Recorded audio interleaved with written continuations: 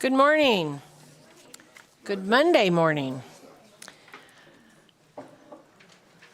I will call the joint meeting of the Senate Finance and Assembly Ways and Means Committee to order, and will the committee secretary please call the roll? Assemblywoman Anderson, Assemblywoman Backus, Assemblywoman Brown-Main, Assemblywoman Dickman, Assemblywoman Gorlow, Assemblyman Hafen, Assemblywoman Hargey,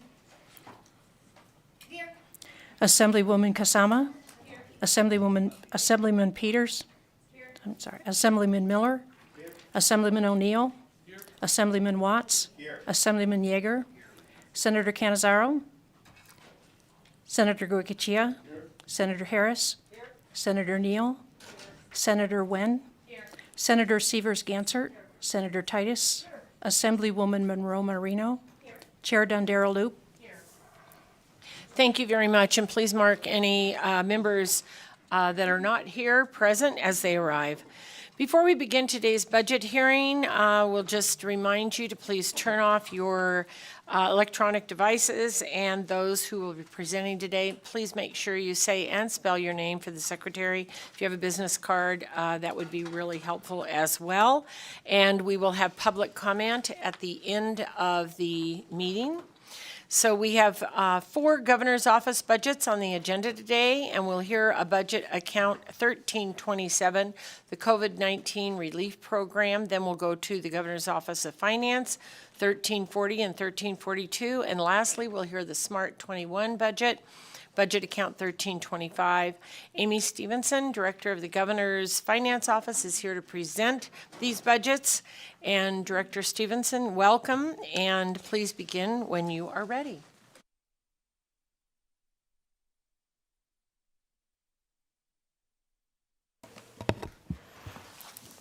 Thank you. Good morning, Madam Chair and members of the Joint Committee. For the record, my name is Amy Stevenson. That's S-T-E-P-H-E-N-S-O-N,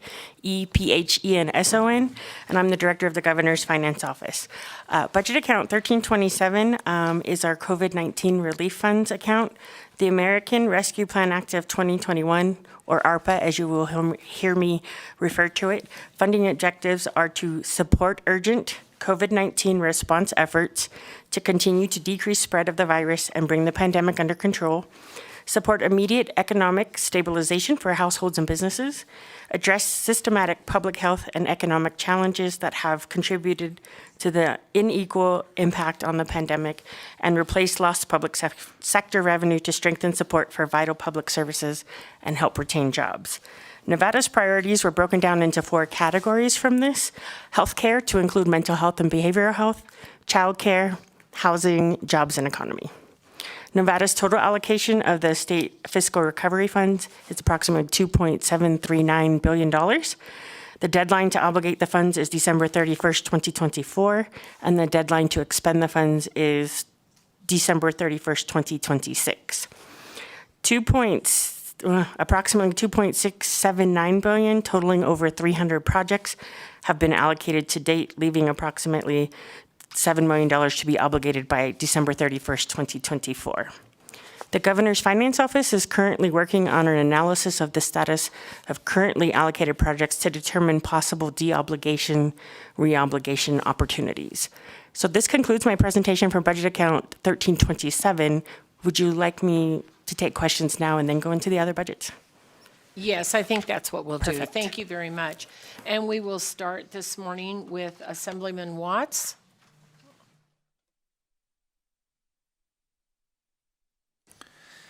Thank you very much, Madam Chair. So what conditions need to be met to demonstrate that funds have been obligated by that deadline? What I guess, what's the definition of obligated? Thank you. Through you, Madam Chair, to Assemblyman Watts. Obligated, it's funny because when I talk to my counterparts, they say it's loosely defined for a reason, but in talking to my counterparts, obligation is through our regular budget cycle, and anything that, for instance, our notice of allocation awards that we send out on behalf of the Governor's Finance Office for those ARPA funds managed by our office. So the dates on the notice of allocation would constitute an obligation as well. Thank you very much, and I believe we have a question from Assemblyman Miller. Thank you, Chair. Can you explain what concerns the GFO may have about demonstrating an obligation of funds intended to support positions and/or programs that will extend beyond the 23-25 biennium? Thank you so much. Through you, Madam Chair, to Assemblyman Miller. There was actually a miscommunication in our office, and we do not have concerns with the positions. As I alluded before, the obligation, the notice of allocation that comes from our office, if we have that time frame, would designate an obligation. Thank you. So just to be clear, there are no concerns at this point with regard to those positions or programs or anything? Correct. Thank you. Thank you very much. Assemblywoman Monroe Moreno. Thank you, Madam Chair. The GFO's office may not have concerns, but I, as a legislator, I have concerns. I think many of us have received calls from organizations that are actually doing the work in the communities, and they're on a reimbursement. The way things have been set up, they're not getting those payments. I've been in this building legislative, getting federal dollars, not leaving a dollar on the table that we can't. I have major concerns that we're going to have to send money back, and that's just unacceptable. So I do have concerns. So if you could explain, just elaborate a little bit more about what the process is, making sure that I feel comfortable and other legislators on this committee feel comfortable, and the constituents watching this hearing, that the monies that have been sent to Nevada from the federal government to take care of needs that we've had in the state for years, but that were just amplified during the pandemic, that those monies are going to get spent on the programs that they were allocated for in a timely manner, and we will not have to send any money back to the federal government.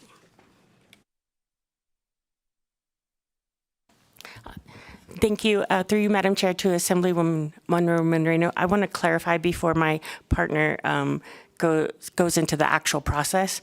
The question about the GFO concerns were related to positions only, so I wasn't saying that we didn't have concerns. I just wanted to clarify. Go ahead. Thank you, Shauna Tilley, Executive Branch Budget Officer in the Governor's Finance Office. I'm actually no longer on the ARPA team, but I am, I think, known as the ARPA expert at the moment, so I'll answer your question. So the process is, it is on a reimbursement basis. That's a federal standard, and sometimes there can be some delays in actually pushing the money out, but that's because we're being very thorough in making sure that we are vetting the requests, that they are legitimate, allowable expenses under the federal guidelines. The very last thing that our office wants is for there to be any federal clawbacks because there was money inappropriately spent. That's bad for the state, but it's also bad for the entities we may be paid inappropriately, because then the state might be looking to pull the funds back from those entities as well, and we do not want that to happen either. So we're being thorough in our reviews of the requests for reimbursement, and we're making sure that everything is intact and ready to go before we issue those payments. Does that answer your question?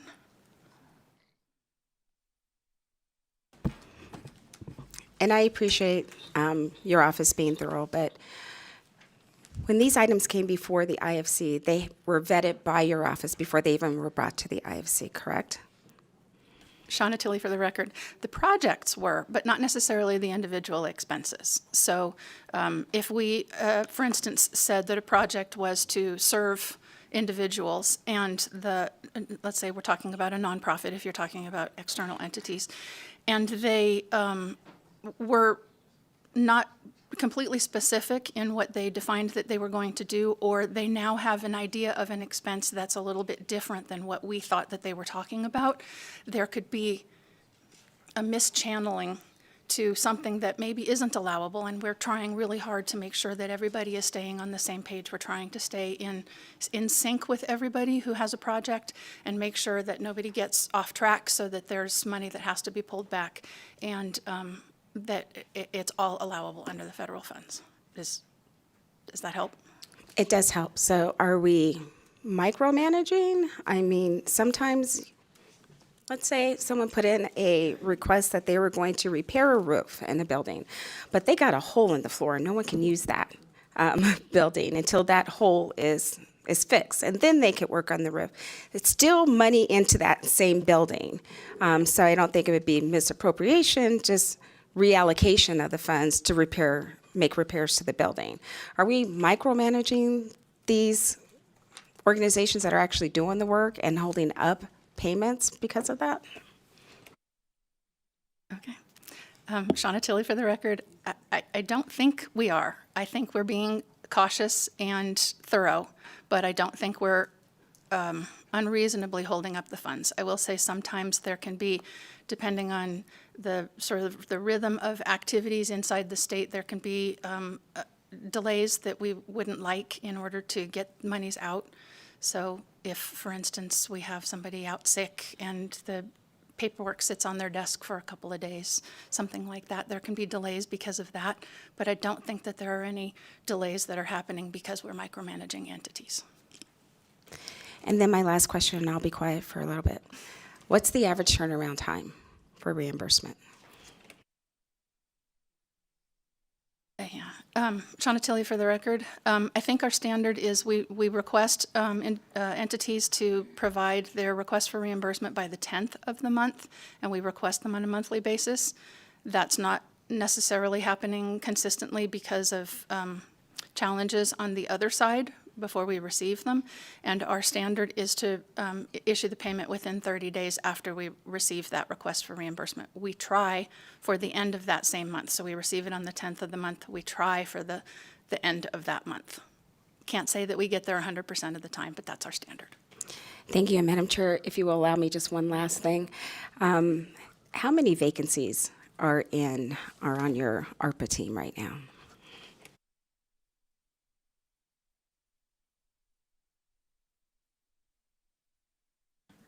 Shauna Tilley for the record, thank you for the question. I think it's about 4 or 5 now. We had more vacancies, but have filled a number of them. In fact, we have a couple of people, I think, starting today. So there's 4 or 5 vacancies, and how many positions do you have? It's 12. Total? Sorry, Shauna Tilley for the record. It's 12 total, I believe, plus a couple of part-time contract positions. Okay, thank you, and thank you, Madam Chair, for the leniency. I appreciate it. Thank you very much. And I'm going to follow up on that conversation because are there restrictions from the U.S. Treasury that would prevent the governor's finance office from transferring those funds to state agencies in advance of those expenditures rather than continuing the reimbursement? Because I thought the federal requirement wasn't, I think you said that the federal requirement was only on reimbursements. Am I right? Shauna Tilley for the record, it's not, it doesn't say only, but it does define it as a reimbursement basis. So there are situations where advances can be made, but advances are more work on both sides for the recipient of the funds and for the state, and they're tricky because if the funds get spent not in line with the requirements, then the funds are already spent. And so it's difficult if the entity doesn't have the funds to pay back what they shouldn't have used ARPA funds for. Likewise, if the state was to reimburse them for something, was to already have advanced them, then either the state or the entity who received the funds would have to make good on that Thank you. incorrect statement. And I understand that. Back to the roof and the hole in the floor, it could be that if you don't get those funds, you literally, for some groups, may not have the money to fix what you need to fix. And because you can't advance yourself that money and wait for the reimbursement, it's, the push me, pull you, right? So I just wanted to make sure that I understood that they can get the money in advance. It's just more work. Okay. All right. Thank you. I believe Senator Neal has a question. Thank you, Madam Chair. So I just had a question on, it's really a transparency question. So you guys can forward the balances that you have left over in the interim. And without having to come to IFC for additional approval if it stays within the purpose that it was given.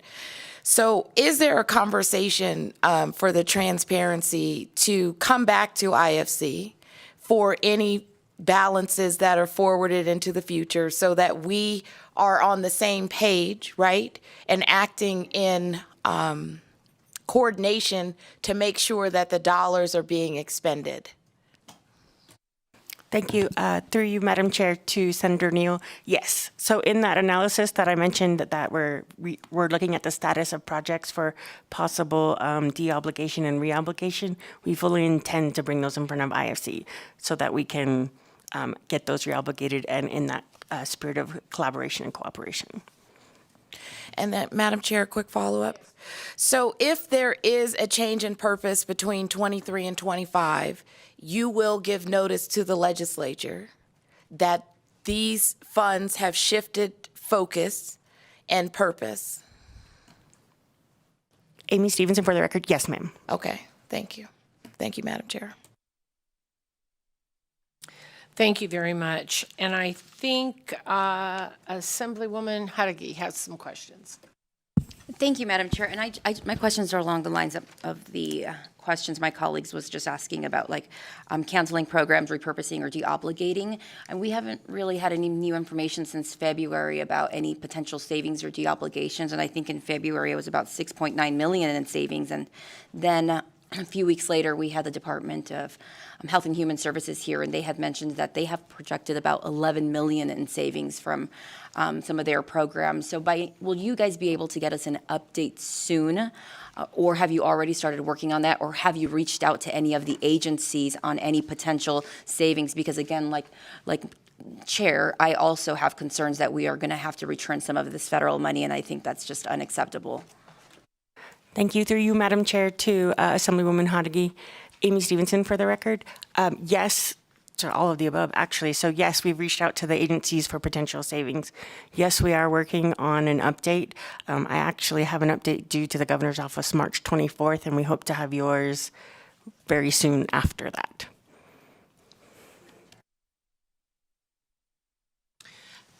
Thank you very much. And I think that Assemblywoman Gorlow might have a question.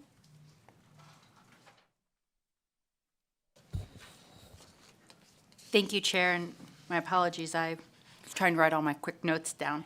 So with the December 31st, 2024 deadline to the obligated funds, would the state be able to reallocate any of those savings realized after the deadline, or would any such savings have to be returned to the federal government?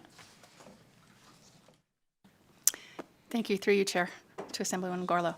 Shauna Tilley, for the record, we are not 100% clear on that we don't have super clear guidance from Treasury. We are making the assumption that it does have to be obligated before December 31st, 2024, out of an abundance of caution. Logically, I think that we're not going to be the only state, since that's a 2-year window, we're not going to be the only state or entity that's going to have a challenge in that. And I think that there will be guidance coming out, but at this point, we don't have any direct guidance from Treasury on that.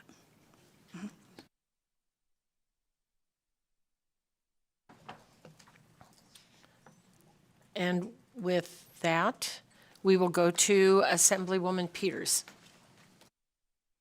Thank you, Madam Chair. We talked about this a little bit, but I want to make it clear on the record. Have you heard from agencies or organizations an concern regarding their ability to expend the approved allocations by the deadline date? Thank you. Through you, Madam Chair, to Assemblywoman Peters. Yes, we have heard from agencies, and they are working with my ARPA team to figure out if there are different ways, any way that we can help to get it spent. We also have a third-party contractor, IEM, that is helping us do that as well with the agencies. So we're partnering the agencies with that contractor. Did that answer your question? Okay. Did you have additional questions, Assemblywoman? Assemblywoman Peters, did you have additional? Okay, I misunderstood. Thank you. All right, Assemblywoman Anderson, go ahead, please.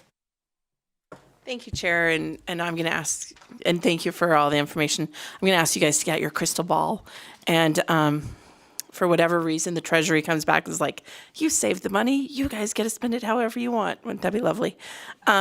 So how is the governor planning on to prioritize any sort of savings we might have that may not yet be identified, but they become available after the conclusion of our session? Thank you, through you, Madam Chair, to Assemblywoman Anderson, Amy Stevenson, for the record. That is all part of my March 24th. Once we figure out where we're at and how we're going to move forward, I will have an update for you as well on that question. Thank you very much. Assemblywoman Kasama.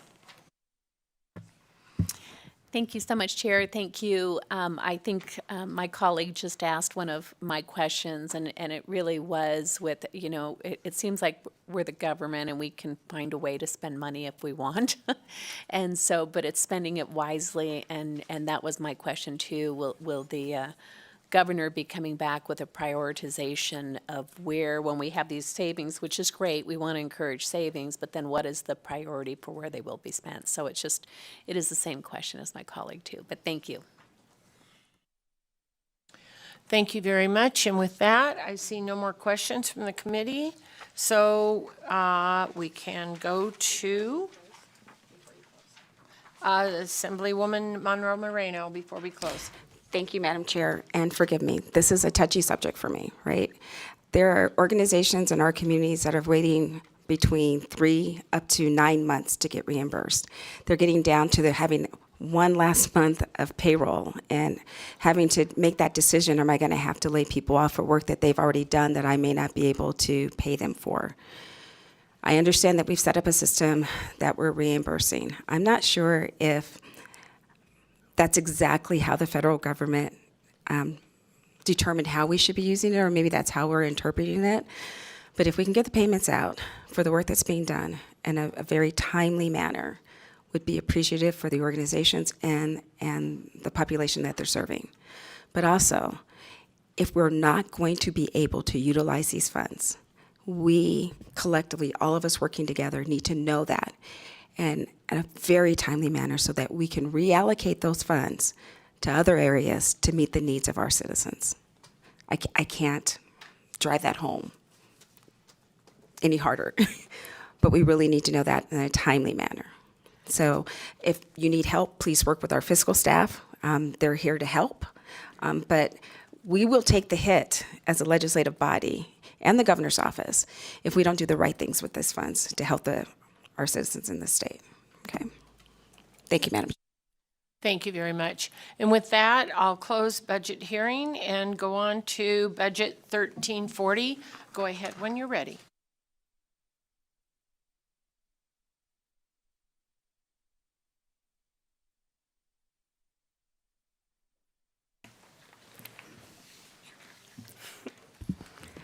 Good morning again. For the record, my name is Amy Stevenson, STEPHENSON, Director for the Governor's Finance Office. With your permission, Chair, I'll just jump right into the budget request, if you're okay with that. For Decision Unit E-125, it allocates approximately $300,000 over the biennium to hire a consultant to assist with the subrecipient monitoring for the ARPA team. Decision Unit E-127 adds 2 Executive Budget Officer 3 positions to manage complex and high-profile budget accounts, similar to the structure of LCB's fiscal. Decision Unit E-128 funds a little over 57,000, or no, a little under 57,000 in the second year of the biennium for overtime for unclassified positions during the creation of the proposed state budget. The estimate is based on 300 hours for each position that was taken on the average of OT worked by all of the executive branch budget officers. Decision Unit E-225 funds travel for on-site monitoring for our state ARPA staff of subrecipients. Decision Unit E-226 funds $87,000 over the biennium for ongoing support costs of cloud computing for the Nevada Executive Budget System, otherwise known as NEBS. Decision Unit E227 funds $18,000 over the biennium in state travel for agency outreach and training. Decision Unit 815 reclassifies our division administrator to a deputy director. And Decision Units E16 and 17 makes all executive budget branch officers and the executive branch economists unclassified positions. This will help the GFO be flexible with hiring staff quickly and efficiently specifically during GovRec and other critical times in the office. So this concludes my presentation for Budget Account 1340, if you have any questions. Thank you very much, and we'll start with Senator Harris. Thank you, Madam Chair. Can you please explain how the requested number of budget officer positions was determined and what changes in workload is prompting the request? Thank you for the question, Madam Chair, members of the committee. My name is Robin Hager. I'm the Deputy Director for the Governor's Finance Office. Senator Harris, if it's okay, are you talking about the two Executive Branch Budget Officer 3 positions? Want to make sure. Okay. Yes. So we ended up looking at the teams that the Governor's Finance Office currently has, and the two most, I'm going to say complicated, because the budgets are complex, are the education and the DHHS budgets. So that's why we only came up with the two, is to make those Executive Branch Budget Officer 3s over the two most complicated and complex teams, because it brings that extra level of knowledge, skill set, ability for those Executive Branch Budget Officers to assist with those teams. Right now, we only have maybe one EBBO2 and then a couple of the EBBO1s under them. It's just a lot of work. The workload is too much for a team of 3. And so adding that one extra person to make it a team of 4, I think will help with the workload and let us do more complex analysis. And just a brief follow-up, Madam Chair, if you don't mind. I'll take that. Yes, please. Thank you. You touched on this briefly in your previous answer, but could you just elaborate a little bit more on what benefits that you anticipate seeing with the addition of these two higher-level budget officer positions? Yes, thank you for the question through you, Madam Chair, to Senator. Really what we're looking for is to have that extra expertise to give us the time to, number one, work with those agencies and departments, right? There's a lot of moving pieces, and we'll look at just we'll look at just DHHS in general. Many budget accounts, a lot of moving pieces, a lot of different funding sources.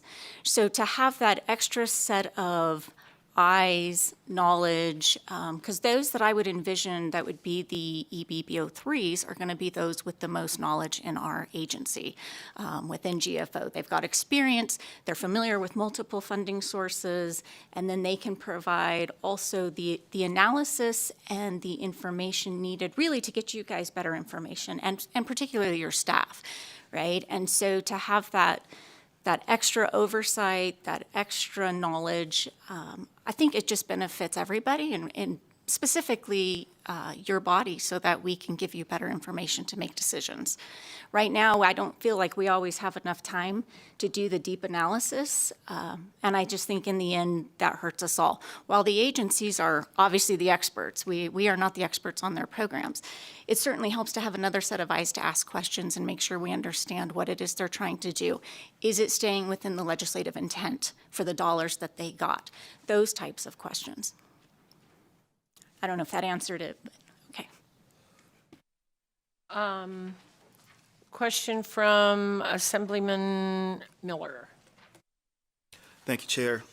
My question is regarding actually the Budget Officer 2 positions. Can you confirm for us that you're no longer requesting the 2-grade increase for those 8 positions? Thank you for the question through you, Madam Chair, to Assemblyman Miller. No, we're not going to request those 2-grade upgrades like we were going to do. Instead, we decided to take a different path, which is to make those positions unclassified. We already currently have one unclassified EBBO1, and it has been extremely helpful for our office, especially like during GovRec or even when the agencies are preparing their budgets. It's really harmful to our agency to have vacancies. It's harmful to anybody. I'm not saying we're anything special. But we have strict deadlines and things that we need to make. And so having the flexibility to have unclassified staff, it means we don't go through the process that normal HR would. There are ways around it. You could do emergency hires, but then I feel like I'm always trying to look for the loop to not, I don't have 6 weeks to wait to hire somebody. So because we were going to go unclassified, it didn't make sense then to also do the 2-grade bump at this time. Plus, certainly we're hopeful and supportive of the governor's recommended budget for COLAs, the retention bonuses. So we think, you take that whole package and everything together, and we thought the unclassified ask, because it does cost some, because not everybody's at the top of the pay grade. So some individuals in our office would get some extra money, and so I felt like that still covered, what we needed. So based on what you're saying, I'm understanding that these positions you already have hired for. So these are not new positions that you're just changing the classification. Yes, sir. And then with that, there will be an increase. So I imagine that this will, or I guess maybe you can let me know, will this increase to those positions put them at a rate of pay where they would stick around with their new workload or their workload? Thank you. Thank you for the question through you, Madam Chair, to Assemblyman Miller. So what this would do, so typically with the unclassified positions is they would come in at a step 10. Whereas if I bring them in as regular classified positions, they would start at a step 1, maybe a step 5, depending on what their previous work history is. But yes, I believe this would make our office more competitive because I can bring in folks at a step 10. Now, typically they would come in fairly high anyway, because by the time you get to the governor's finance office, you've been with the state. And so you've got some history under you, and so you're probably at a higher step. But this would ensure that we can hire you at the top of the pay grade. The caveat I would put in there is if we're bringing somebody in that does not have all the necessary time or skills, but we think you're going to get there, we may not bring you in right away at the top of the pay grade. So there's just that little bit of, time to get you ready and able to go. But the way unclassified works is we budget at the top of the pay grade. So yes, if we're competing and we're competing with the outside agencies, we have that flexibility then to bring them in a little bit higher and be more competitive. Sure. Thank you very much. And Assemblywoman Monroe Moreno. Thank you, Madam Chair. And I'd just like to go back to the senator's questions, if that's okay. Yes. Could you tell us how many people you currently have employed in GFO, how many vacancies that you have? That's my first question. Through you, Madam Chair, thank you for the question, Assemblywoman Monroe Moreno. I'm sorry, I do not know off the top of my head. I would have said 11 EBBO1s, but it might be 12. And then I have team leads, and I believe I have 5, but please let me get that information back to confirm. We currently only have 1 vacant team lead. Follow-up? Okay, so the 1 vacant team lead, and then when the senator asked the questions about the positions that will be coming on for the Officer 3 position, are those current team leads that would be promoted?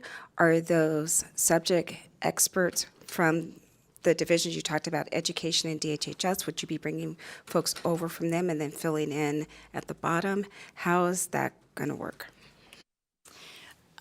Thank you for the question, Robin Hager, for the record, through you, Madam Chair, to Assemblywoman.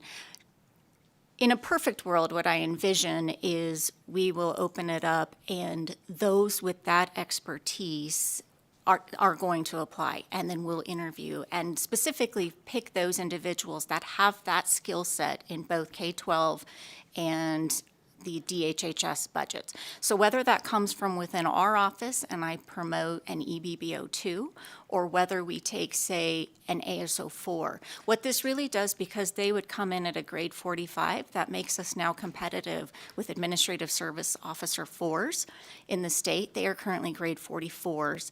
The highest we have right now is a grade 43. And so it's very difficult for us to compete with the agencies and their experts, who are the ASO4s or the deputy administrators of those divisions or departments, simply because we don't pay enough and we can't compete with those.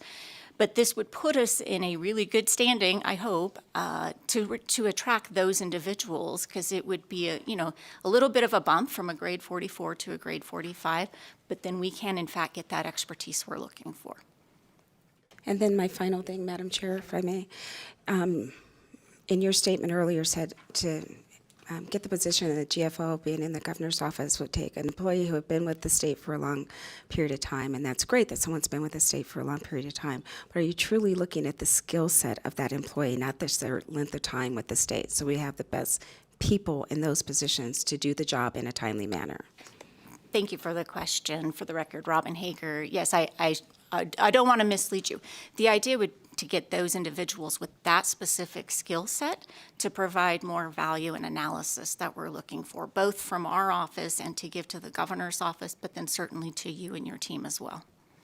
Thank you. Thank you, Madam Chair. Thank you very much. And I believe Senator Neal has questions. Thank you, Madam Chair. I think Chair Monroe Moreno touched on some of the questions. So I'll ask so you're changing some positions from classified to unclassified. So what are the significant benefits does the agency anticipate from reclassifying the positions to unclassified service? Thank you for the question. Robin Hager, Deputy Director for the Governor's Finance Office, through you, Madam Chair, to Senator Neal. Really, I think what unclassified service gives us is the flexibility to go out and tap individuals that have the skill set and the tenacity, maybe is the word I'm looking for, that wants to come in, wants to learn these agencies, wants to be a partner, right? I think sometimes we forget at the Governor's Finance Office, and this is really where we're trying to go, is to truly be a partnership with both the executive branch agencies as well as your office. Because the reality is we are all working towards the same goal, right? And that is to make the state work better and to be fiscally responsible in what we do. So there are times where there's individuals that I believe have the right skill set to come into our office, but they don't meet the minimum requirements per what we've established through DHRM. It's nobody's fault, it's just the way the system is set up, but this would give us the flexibility then to look at those individuals who we see are up and rising stars. They may not have been with the state for 7 years, maybe they've only got 1 or 2 years, but they've got the drive and the skills we're looking for to really bridge that gap between the executive branch agencies, the GFO, and then ultimately you guys. So I think this would give our office that flexibility. It also makes us a little more attractive because now we can just bring in folks. There are a lot of individuals that don't, maybe they're comfortable where they're at, right? And maybe they're already a grade 41, which was what our EBBO1s come in at.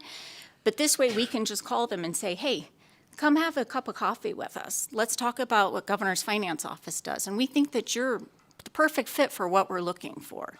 And then we can just, get them in and then start working with them and get them to be the perfect candidate that we're looking for. Madam Chair, follow-up? So I just want to kind of dig into the perfect fit response because you're asking for an unclassified director and deputy director of budget administration position, and you want them to receive overtime, but technically, when they go into unclassified, they're at will, right? That's correct. So if you are spending all this investment of training and we want the perfect fit, then why at will and why give overtime and invest these dollars in individuals that you may not keep? Thank you, Madam Chair, thank you, Senator, sorry, through you, Madam Chair, to Senator Neal. So there's two different things going on in the Governor's Finance Office request. The first is we take all of our current EBBO1s and EBBO2s and make them unclassified. We currently have one unclassified EBBO1, so we know that the system works. We've had that position for a very long time, and we have used it in the manner for which I have discussed, in that, we can tap individuals, we don't have to wait as long type of thing. So that's one piece. The second piece is the overtime. So currently, all my EBBO1s and EBBO2s, even the unclassified position, get overtime. So this would be no change for them. They would stay the way they are. The only overtime we're asking for is for the current director, deputy director, and division administrator. Those three positions are unclassified, and they are not currently collecting overtime.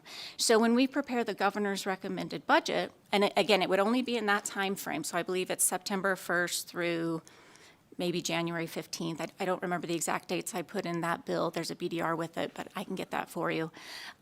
It's only during the time of GovRec.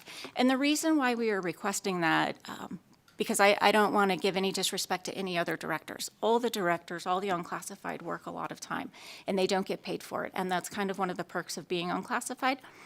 On the other hand, when we're building the governor's recommended budget, that is significant time, responsibility. Certainly we want to do the best job we can. We've got to be able to hire individuals into those jobs that are willing to come in and are okay with putting in that time and getting a product as perfect as it can be. It's just a significant amount of work in a very short amount of time, I should clarify too. It's only within that time frame that we would be looking to pay these individuals, these three unclassified staff, overtime. Everybody else in the governor's finance office already gets the overtime. Madam Chair, follow-up? So we can expect, if you keep these unclassified persons that you were just mentioning, we can expect in future biennium for that to be baked in, that OT that you want to have applied?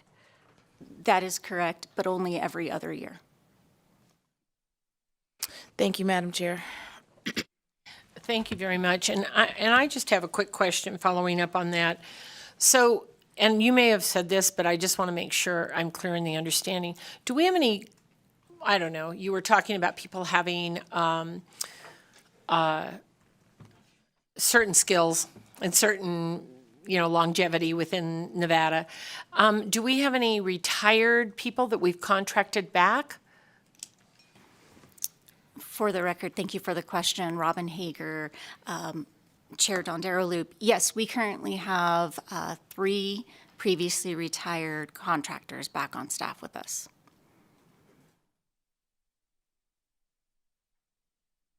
Okay, I'll follow up with you later about that. Sure. Assemblywoman Monroe Moreno. Thank you, Madam Chair. When you talk about the overtime, would that overtime be paid at straight time, or is that time and a half? Thank you for the question. For the record, Robin Hager, it would be straight time. Thank you. Thank you very much. And I think that Assemblywoman Peters, do you have a question? Yes, thank you, Madam Chair. I have a quick question about the reclassification of the division administrator to a deputy director. Can you tell us a little bit about how that change will allow your office to operate more efficiently and effectively? Thank you for the question. For the record, Robin Hager. So when we looked at Governor's Finance Office as the director and I came in, there's really 2 major portions or 2 major functions of the office. We have the the legislative piece, the interim finance committee, the governor's budget, the normal budgeting functions. But there's another piece, which is the Board of Examiners. And they meet every month. I'm sure you guys are aware of, right, how that works. And so currently, as the deputy director, I oversee the interim finance committee piece, the legislation piece, or the legislature piece, and getting the budget through. And the deputy administrator is over the Board of Examiners piece. it's a lot of work, that Board of Examiners, and not in a bad way, but it's just getting through the contracts, the leases.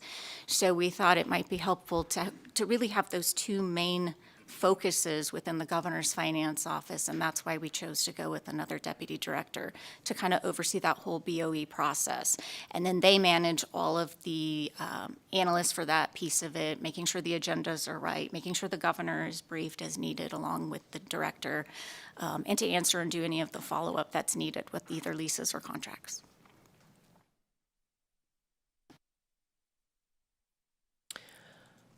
Okay, any additional questions?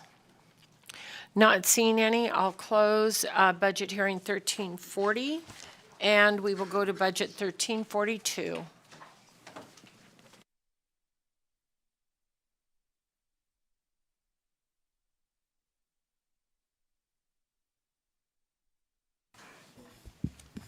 Good morning, Madam Chair and members of the Joint Committee. For the record, my name is Amy Stevenson, STEPHENSON, for the record, Director of Governor's Finance Office.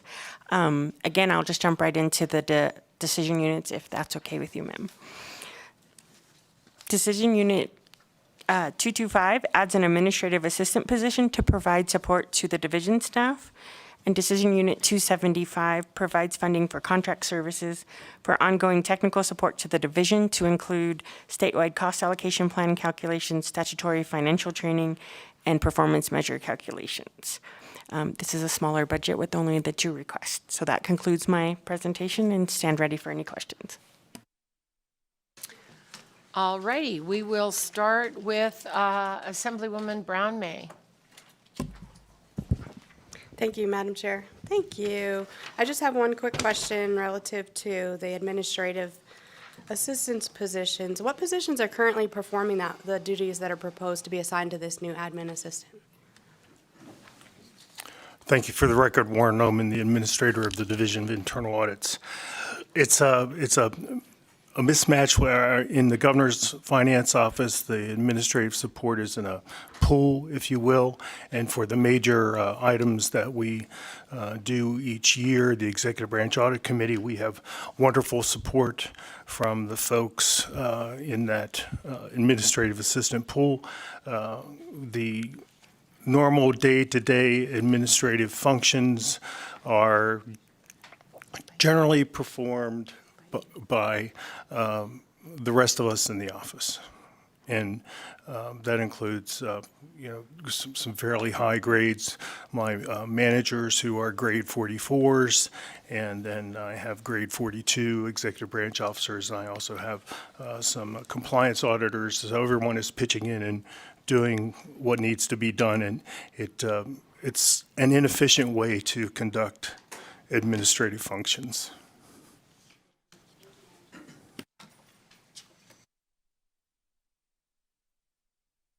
Thank you very much. And I believe Assemblywoman Monroe Moreno, did you have another question at this point? Okay, thank you very much.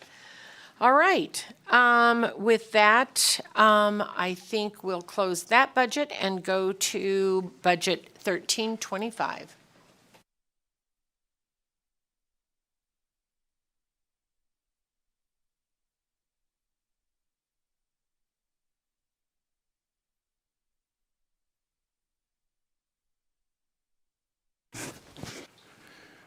Good morning. Jack Robb, not Deputy Director anymore, Director of Department Administration. Today I'm in front of you as one of the 3 members of the Executive Committee over the Smart 21 project. The other 2 members are Amy Stevenson from Governor's Office of Finance and Andy Matthews, State Controller. The Executive Committee recognizes that many questions have been asked by legislative staff. We have not been avoiding those questions. We've been asking many of those same questions ourselves. This committee got together at the beginning of January, and we have dug in deep into these issues. We've been asking OPM staff, LSI, SAP, and other stakeholders many of the questions we've been asked. Many of these questions are still unanswered. One of the questions, where we're at on the project. We're currently on hold. We have been on hold since September when the contract was terminated with LSI. We are currently working with SAP. We've been doing that since November to review the system and its current state and figure out an avenue forward. How did we get here? Not enough support from the prior executive committee. This led to lack of clear direction, not enough support from all the other agencies, false promises. There was a lot of promises made along the way that the new SAP system being integrated by LSI would work extremely similar to the existing platform. That just, what that did was lead to customization. Over customization leads to a fragile system.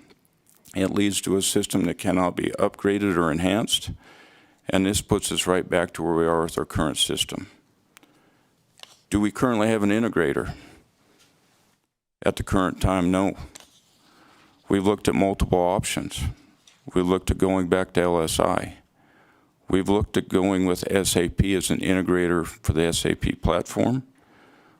We've considered a new RFP for a new integrator of the SAP platform. We've looked at starting from scratch and going out to a brand new RFP. One thing we keep asking ourselves as a committee, where are we at in the process? How much money we've spent to date and how much money it will take us to get to the end. So when you ask all those questions, where are we at? Do you want to, if we change, do we strand money? If we go forward, is that our best option? So we have still questions to be answered to ourselves. How many people are currently on the project? Mid-February, we had 45. As of today, we have 19. The people that are no longer on the project either move back in their current roles into EATS or to HR as support to the project to help agencies with call center to get them through current process or legacy system process. All the others, that was only 7 of the individuals. All the others went back to other agencies and fulfilled open positions that were vitally needed. Do we have the right people on the project today? Yes. Director Senior Project Manager Tanya Williams, she's a professional project manager.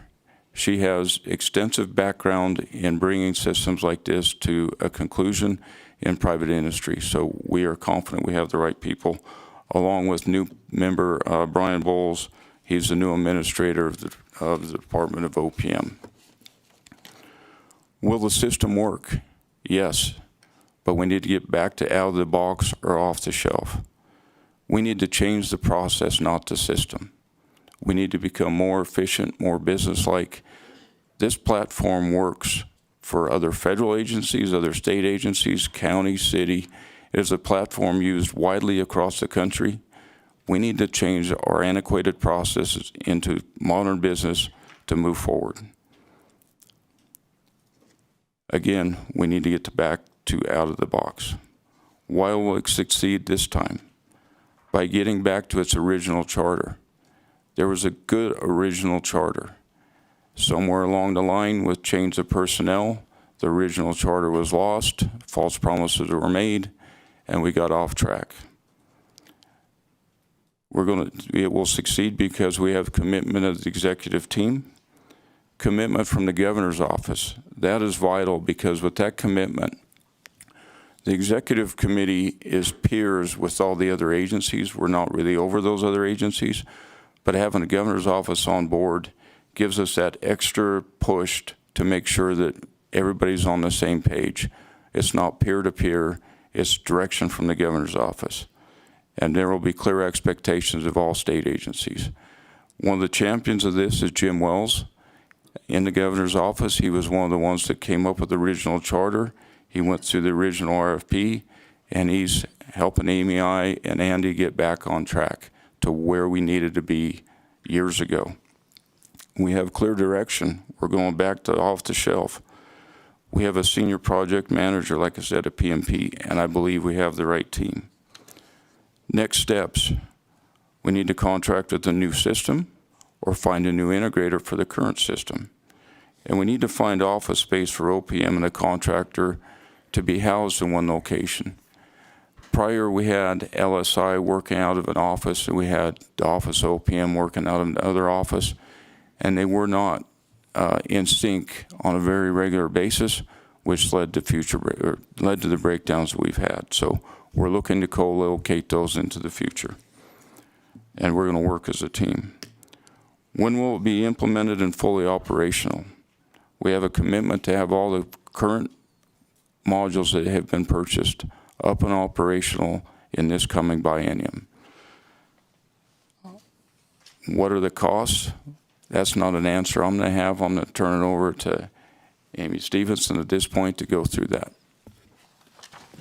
For the record, Amy Stevenson, Director for the Governor's Finance Office. Cost, actually, we don't have. We do know that there's a one-shot appropriation request for $26 million for the ongoing of this. We do know that we'll need more, but how much more, we are not sure until those contract negotiations are finalized.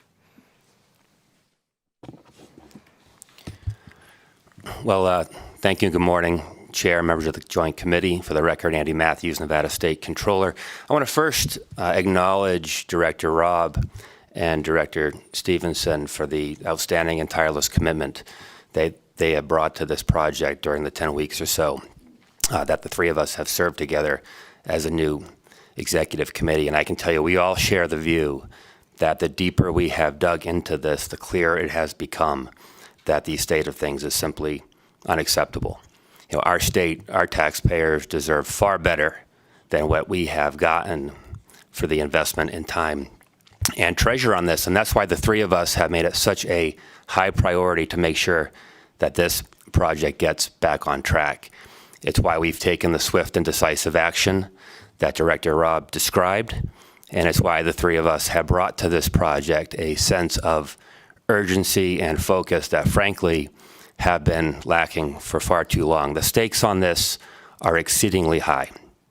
Right, my office, the Controller's office, we obviously have a lot on the line in terms of the success of this project, but so does the whole state.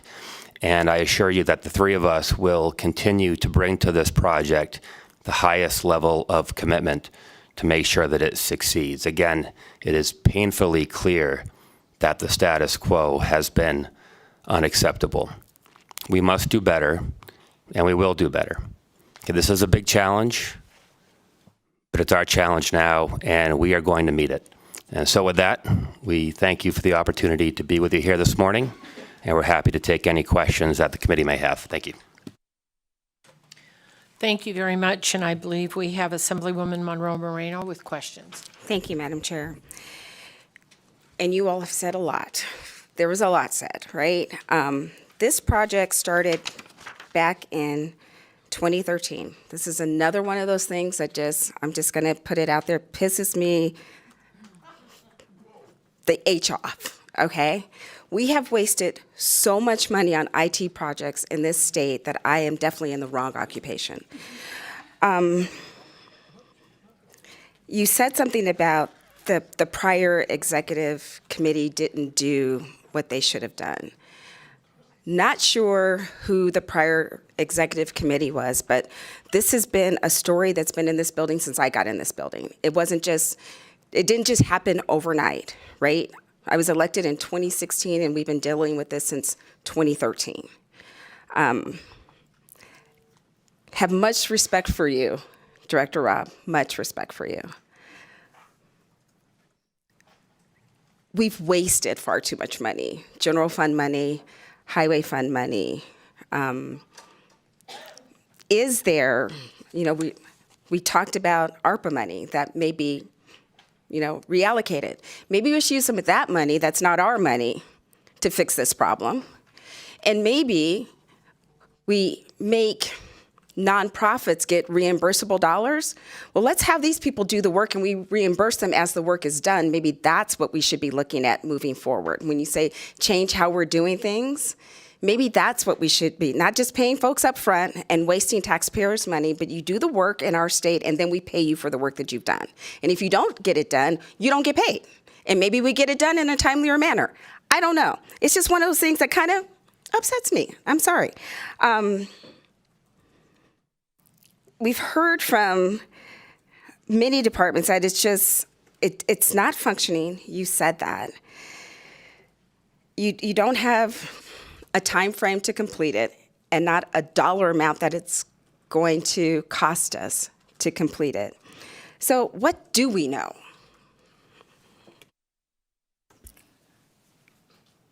Jack Raw for the record, through the chair to Assemblyman Monroe Marino. We do know that we are committed to making this work. We do know that we have a time frame. We will have all modules online in the coming biennium. I do know that I'm as frustrated as you are. I did not take this job because I thought things were working well. I truly had the best job in the state. I took on a headache, I know that. I'm committed to work through that headache. I know that the two people sitting on either side of me are as committed as I am, and the governor's office has full commitment also. It's a different day with different leadership and a different push, and we will not fail.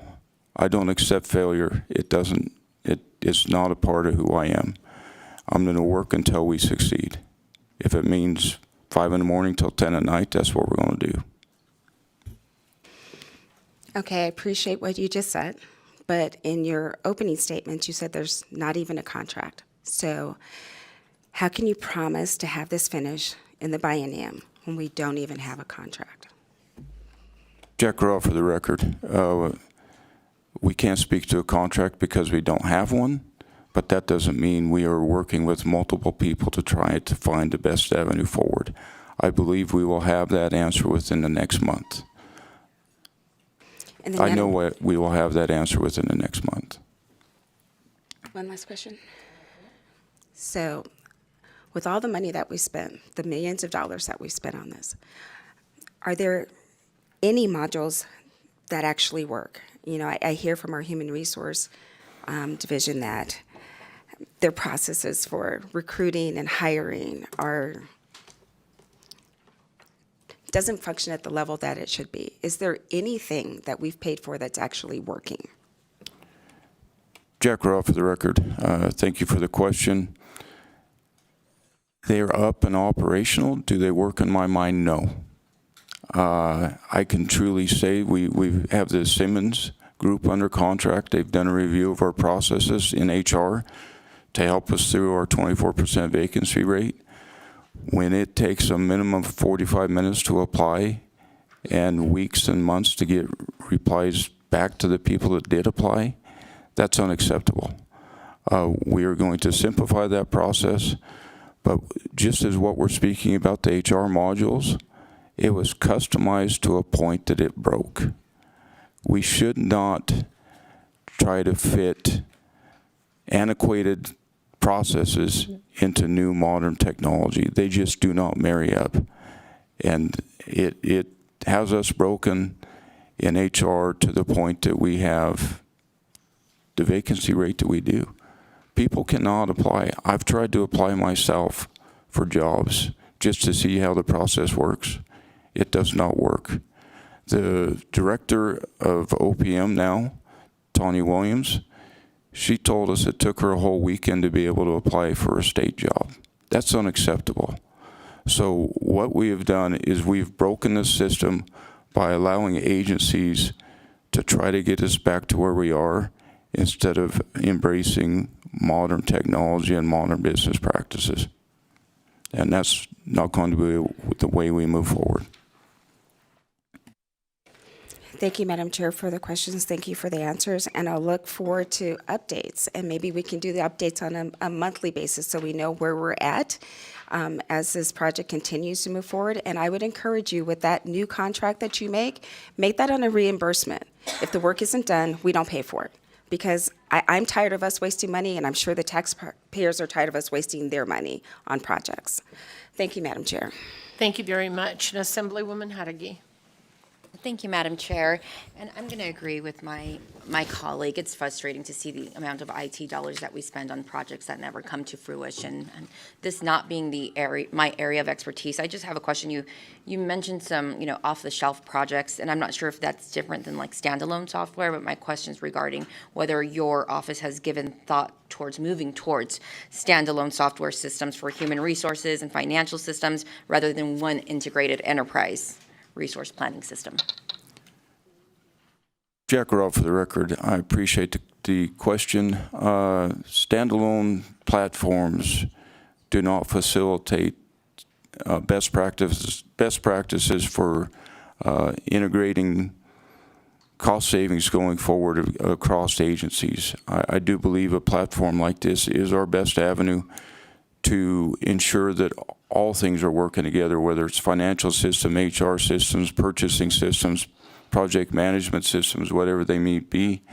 They need to be able to talk to each other. Payroll, PEB board, all of it has to be integrated, has to talk, and we have to make it easier for our users, whether it's the private sector, the people requesting services from the state, or own internal employees.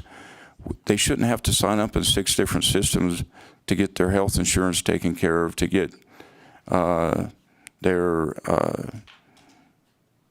any type of function that employees need. They need one-stop shopping, and it needs to be able to talk to each other so we have the same social security number, the same address, the same critical information in each system. We find when you have systems that are broke out, they don't mirror each other, and then we have additional problems. So a bigger system works well. Thank you very much. And Senator Harris, did you have a question? I did, Madam Chair. Thank you so much.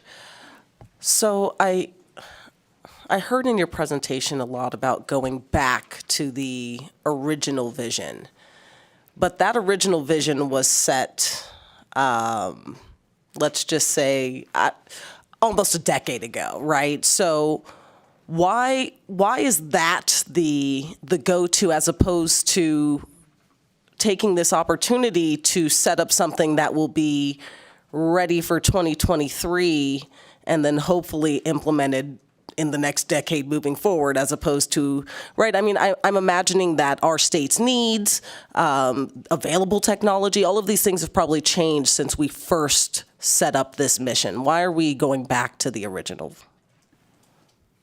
Jack Robb, for the record, through the chair to Senator Harris. The charter's a good charter. It says to use modern platforms, modern technology, modern business practices. That's what we need to do. If that's our direction, to use modern and enhance, that should be where we need to go. It doesn't define what modern is. It just says to use best practices for today. So by that charter explaining that, and that charter was completed about 5 years ago, a lot of that same charter can be used today. So we're going to move forward with best practices. And just a brief follow-up, Madam Chair, Go if you ahead. don't mind. I would just encourage you all to try your best to ignore the costs that we've put in thus far and make the best decision moving forward, because those costs are gone, right? And we don't want to chase losses because we're so worried about what we've spent in the past, and that will potentially lead us to making the same bad decisions in the future. So, yeah, that's all. Thank you. Thank you very much. Assemblywoman Kasama. Thank you, Chair. Thank you, everybody. I have 2 questions. I'm looking at some of the information that we have here. And is it correct that from 2018 to 2023 year-to-date, it's been $86 million in the project? And then my question is, if it started in 2013, what has been the actual total costs to date? Thank you. Through the chair to you, Assemblywoman Kasama. Let me verify that total dollar amount because I have a different number. So, and then I will get back to you on the exact dollar amount that is spent to date. Okay, thank you. And then the second question, I agree. It looks like we don't need to customize this to the nth degree because it doesn't work, and then you need support. So have you identified any states, or have you visited with any states that have a good integrated system that they are happy with that is working at this point? Jack Robb, for the record, I appreciate the question, Assemblyman Kasama. We've been working with Simmons Group, like I said, and the Simmons Group has staff members. They're all about HR, and they have staff members that have helped on SAP projects and have used SAP projects. We currently have members on our current OPM team that came from the private sector, namely GM, that have used multiple modules from purchasing to HR to others that they're very excited about the possibilities. So we are going to go to conferences. We're working on learning the most that we can to make sure we ensure the success of this platform. Because I certainly agree with an integrated system, because if you've got HR and then you're going to manually load it with the other fiscal and purchasing and, accounts receivable and all that, otherwise you're going to have a duplication of systems and entering, and then you just have nothing but room for error. So I fully understand the integrated system, but I think it's certainly worth our investment at this point to certainly visit other states or areas that have these systems that are working and find out the good and bad. And so I agree with my colleague's comment too, that we've invested so much, but let's invest the future money wisely so we get something that is integrated and works well for our state. Thank you very much. And I would concur that we've been through several administrations, not just one, so with this project. Senator Wynn, did you have a question? I do, thank you. I have a couple, if that's okay, Chair, just two. I was looking at kind of the summary provided by Gartner following the termination of the contract with LSI Consulting, and I was wondering if you could provide a status update on the implementation of those recommendations that were included in that lessons learned summary. Jack Robb, for the records, thank you for the question. We have a meeting scheduled with Gartner this week to understand more. We've reviewed them, but we want to check with them and understand everything that went on with this project. When you have I can't describe it any other way than a catastrophic failure we're currently in, you have 4 or 5 groups pointing the finger at each other. We're trying to get to the bottom of the finger pointing and come up with our own interpretation of why it failed. In my mind, it failed on all 5 sides. I appreciate your candor on that. I think we all kind of feel that same feelings here. But can you also provide an update on the evaluation of the current state of Smart 21 project by Carasoft Technology Corporation?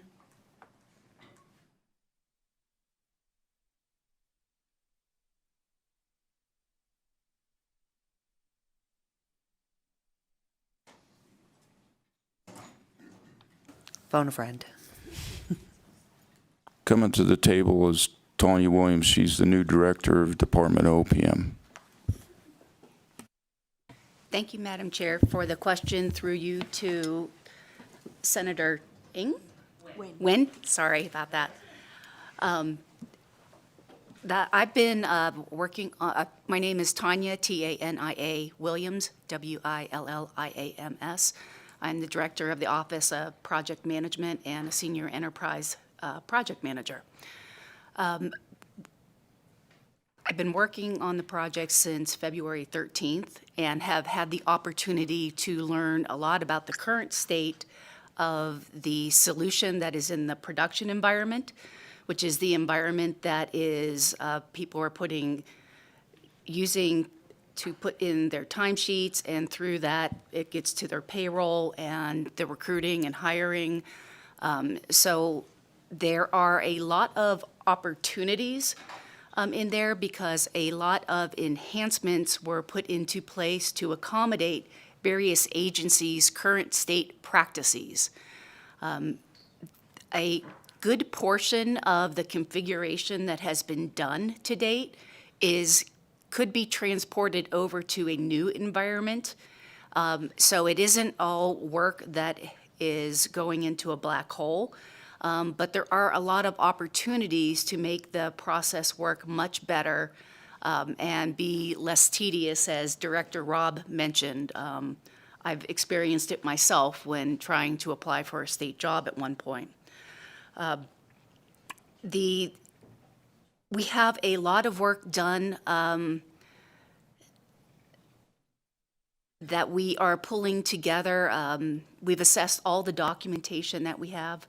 We have 37,000 documents that have been created for this implementation since the team has been working on it. And what we've been doing is looking at every single one of those documents, defining what the gaps are, how it can contribute to the work that's coming ahead. But we're also doing this from a best practice perspective now of mapping that information and how it contributes to the requirements of the workflow that are needed from a best practice perspective. The team that has been involved in this project has worked very hard, very much trying to fulfill the requests and asks that the agencies have had of the solution and vice versa, what the vendor has asked them to do. The challenge that they've had so far is that they haven't had a strategic direction that was telling them to adhere to the scope.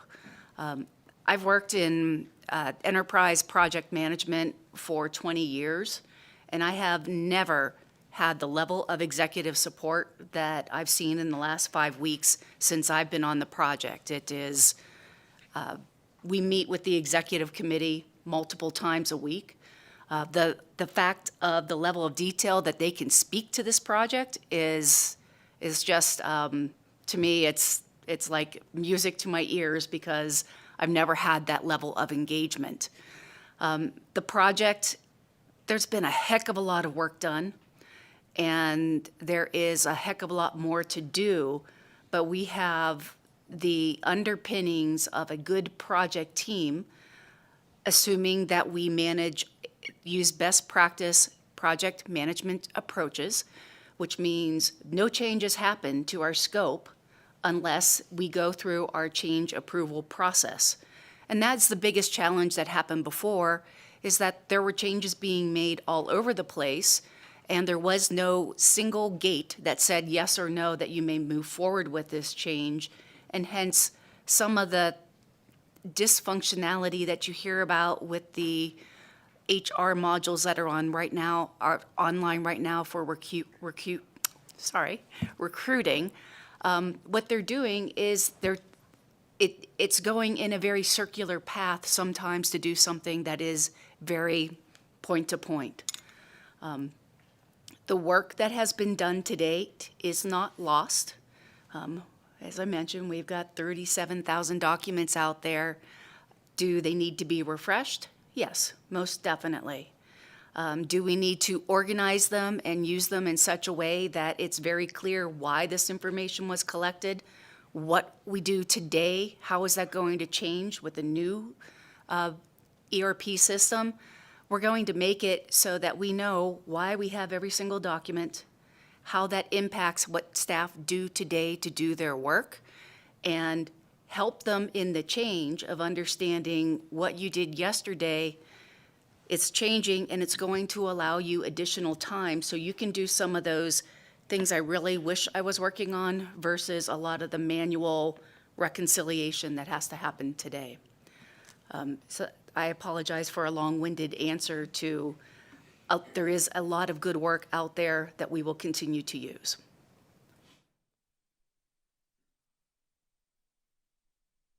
Thank you very much. And with that, Assemblywoman Bacchus. Thank you so much, Madam Chair, and I may have two questions. And Director Williams, if you can stay up, I think my questions are geared towards you. I do want to echo my colleagues' comments on the next contract that is entered.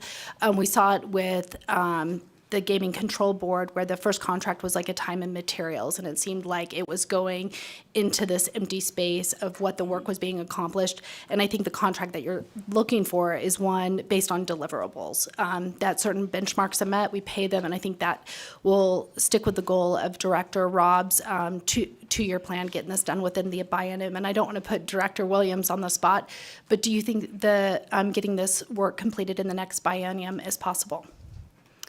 Thank you for the question, Madam Chair, through you to Assemblywoman Backus.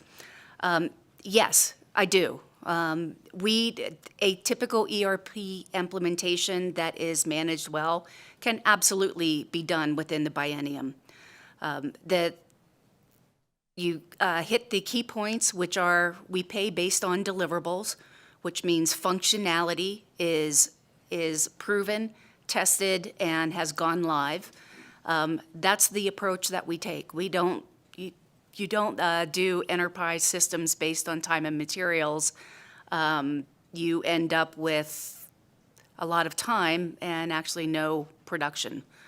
The way that the best approach is to make sure that what we're doing is we have a robust side-by-side in some aspects. It will be side-by-side testing time of a couple months when we get to the end.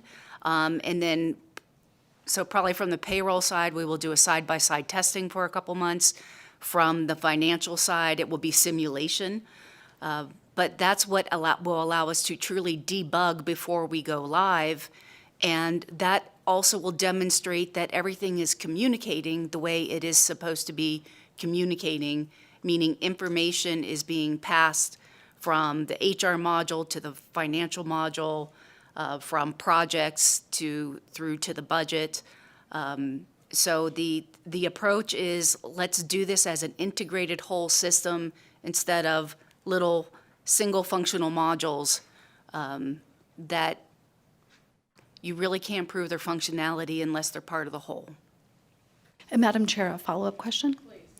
Director Williams, last but not least, do you have sufficient staff and resources to get this accomplished within the next biennium? Thank you, Madam Chair, through you to Assemblywoman Backus.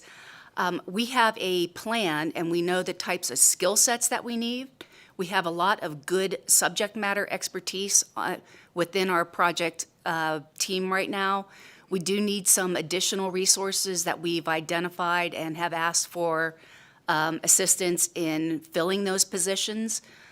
As heard earlier this morning, a lot of those expertise will most likely have to go through the contract route so that we are able to pay what the market asks for the level of expertise that we need, because this is a complicated project.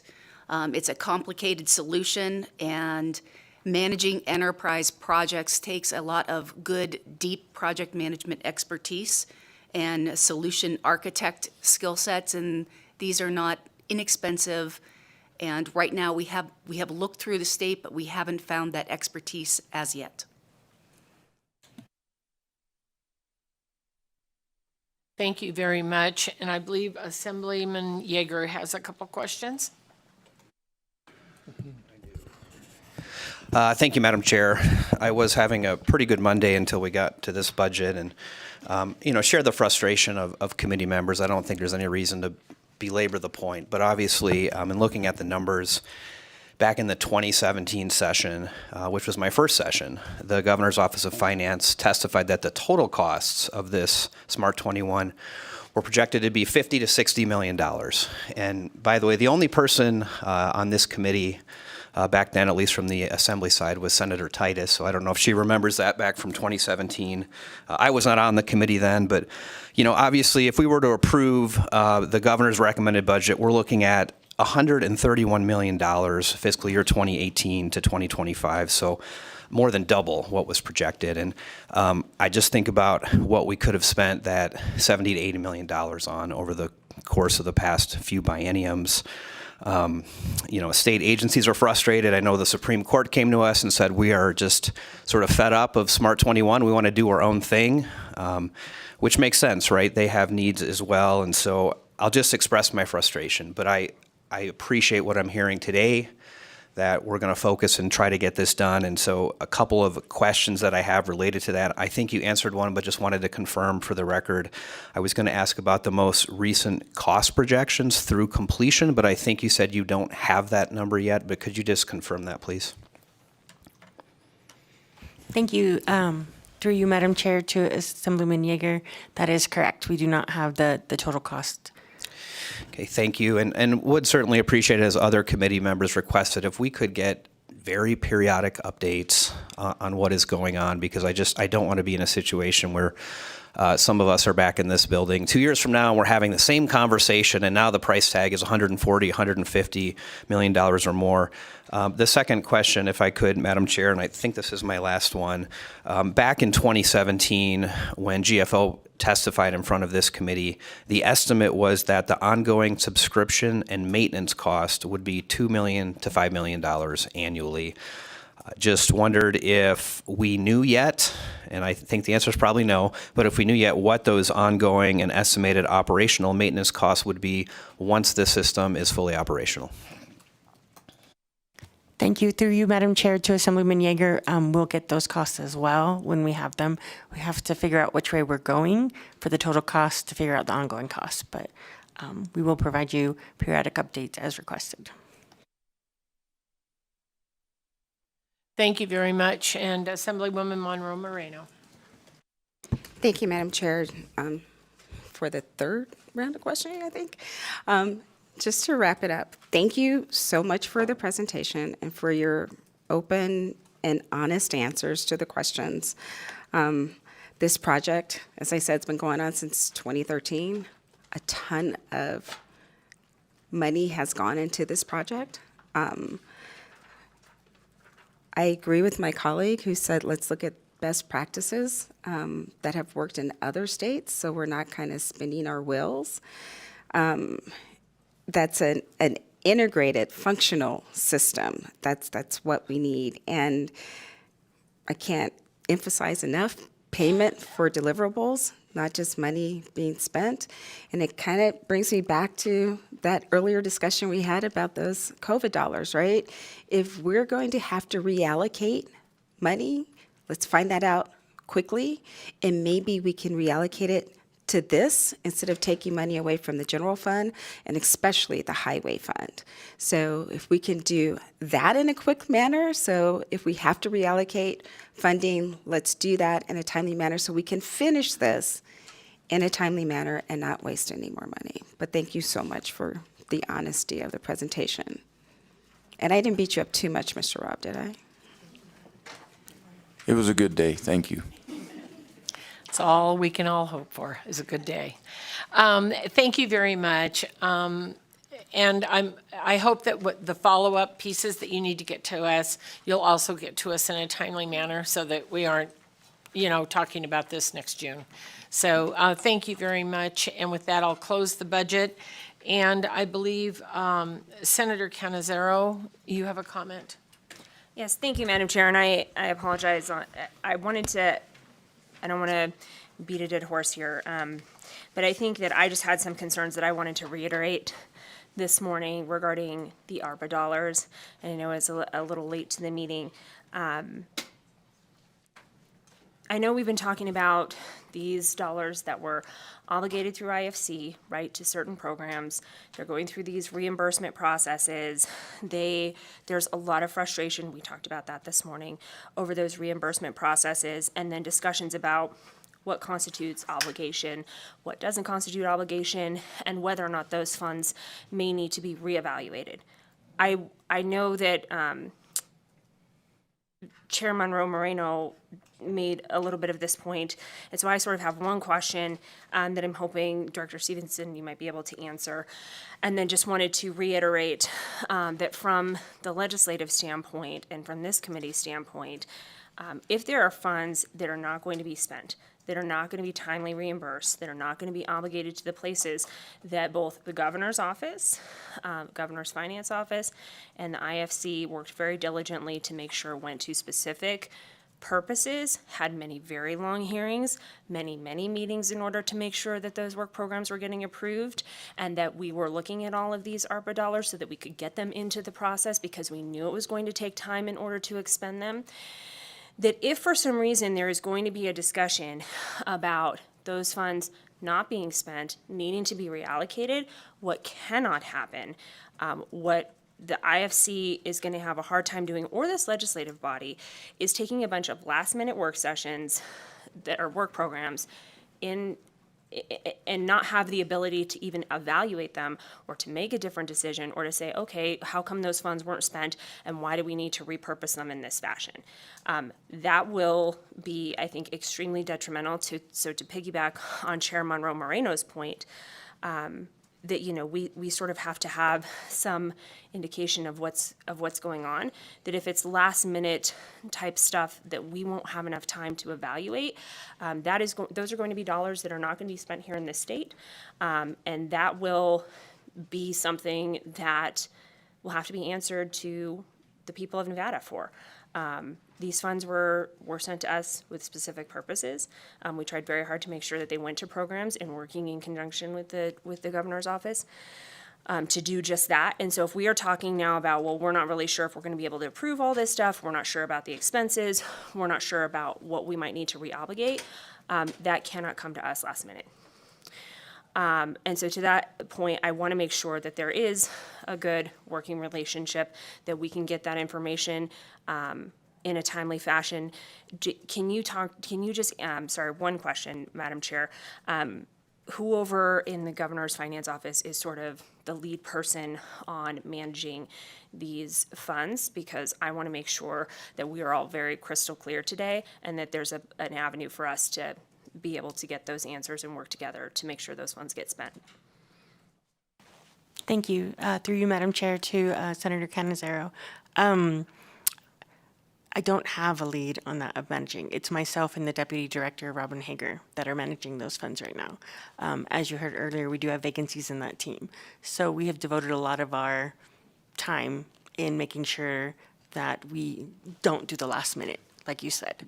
So, but we will, as I said earlier, we are due to have an analysis done to the governor's office March 24th, and we should have an update for you shortly after that. And I appreciate that, Director Stevenson. I think having some more regular conversations about this will be extremely helpful, because I think that between the votes with IFC and the work programs submitted by the governor's office for ARPA dollars, it is the intent that they go to the programs that they were allocated to. And so that should be the number one purpose, not trying to figure out a way to not get them out or to have those conversations. But to the extent that that might have to happen, those need to occur often and in a way that allows us the time to do what we have to do. Thank you very much. And am I clear that I thought you had said you'd hired some contract people and that possibly they were working on this? Thank you, Madam Chair. Amy Stevenson for the record. As far as that, we do have contract workers. So for clarification, the overall manager of those funds that I was directing to Director Canizero is myself and Deputy Director Hager on answering some of the I guess more policy or higher level piece. But we do have staff that are working, the reimbursements working, sub-grant monitoring and all of that. It was just towards the managing part. Okay, thank you. And I believe I missed Assemblywoman Dickman. So if you have a comment, please go ahead. Thank you so much, Madam Chair. And I just wanted to say thank you so much for being here. And certainly we're all disturbed over what has happened with this project over the last many years. It's happened before in government, which is as well disturbing. I think of the DMV debacle. But I think that this team appears to have taken the bull by the horns and have gotten a lot done, probably more done in the last 9-10 weeks than have been done over many years. And so I just want to tell you how much I appreciate your work and hope that you retain your enthusiasm to complete this project in a timely and reasonably priced way. So thank you. Thank you, Chair. Thank you very much. And seeing no more comments, I believe we are going to close that comment period, and we will go on to public comment. I thank you very much for joining us today. And to call in to provide testimony on public comment, please dial 888-475-4499. And when prompted, please enter 820-9023-8473 and then press pound. And when prompted for the participant ID, please press pound. BPS, or I'm sorry, here in Carson City, do we have anyone? In Las Vegas, I don't see anyone. BPS, please go ahead when you're ready. Thank you, Chair. The public lines are open and working. However, there are no callers to offer public comment at this time. All righty. Well, thank you very much. And with that, committee, thank you very much. That completes our business for today, and I hope you all have a good rest of the day.